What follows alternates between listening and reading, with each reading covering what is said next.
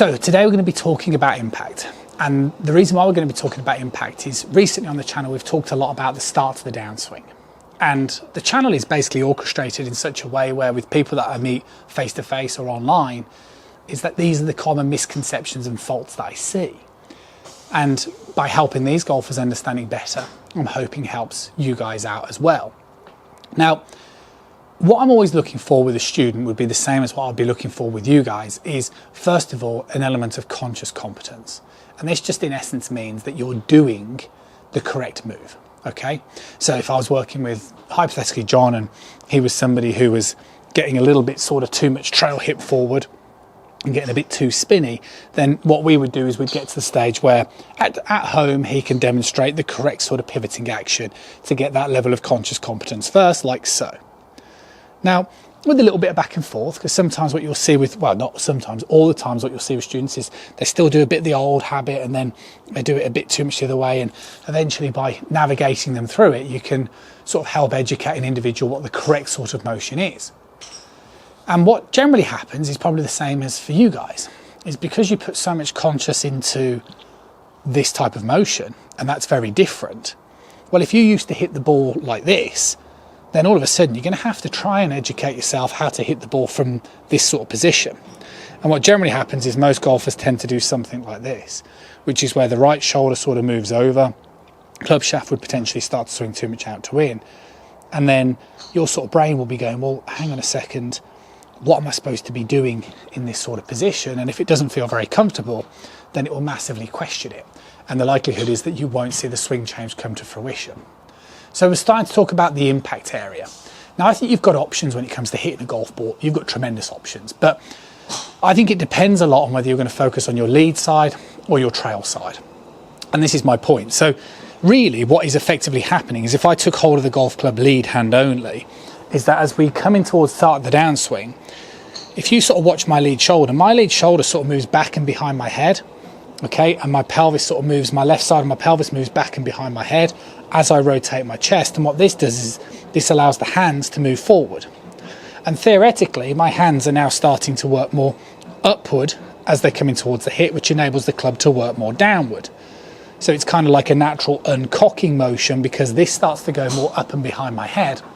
My hands start to go more up and towards the target, which means the club will naturally downcock. So this is why the hit really wants to be like an extension. If you imagine throwing a frisbee, it's kind of this sort of way.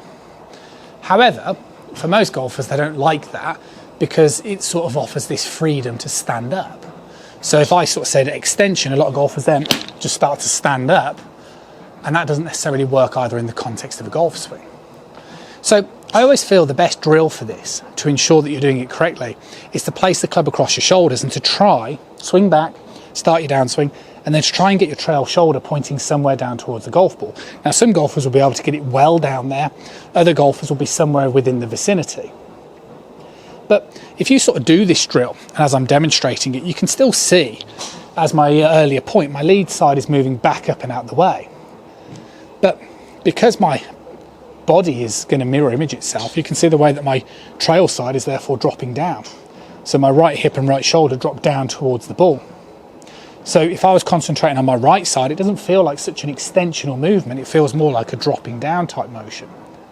So I think the important thing for golfers is to sort of establish how you would like to hit the golf ball. So are you somebody who wants to feel that extensional motion out the way on the lead side and that chest moving, or do you prefer that sort of trail shoulder dropping down? Because that way I think if you can get that sort of blend of what feels good, you're more likely to play better golf. But I think what's also important is to sort of understand that it's the same thing. So whether you like your shoulder dropping down or this shoulder moving more back up and behind you, it's the same motion. And like I said, if you ever get lost, you just put the club across your shoulders, you point it down somewhere towards the vicinity of the golf ball, and this will give you a really good chance of everything starting to get in synchronization and match up. So I think this is an important lesson because you need to understand that the golf swing is very much a sequence, and you need to be patient with that sequence. So you really need to understand that in the backswing, it's all about loading up and stretching. In the start to the downswing, it's all about reorientating that. So it's kind of like throwing a ball. It's sort of like winding up, getting yourself ready, and then it's that extension, move out the way and release. And what you don't want to do is you don't want to work really hard on loading and kind of centering and reorientate yourself, and then sort of be uncertain as to how to hit the golf ball. So I'm really hoping that this video helps. I'm hoping that it kind of helps you understand whether you're somebody who prefers to drop the shoulder down or lead shoulder back up and behind you. But that drill, club across shoulders, I don't think you can beat that one in terms of getting the correct body positions in the golf swing. Hopefully this really helps you out. I'll catch up with you really, really soon.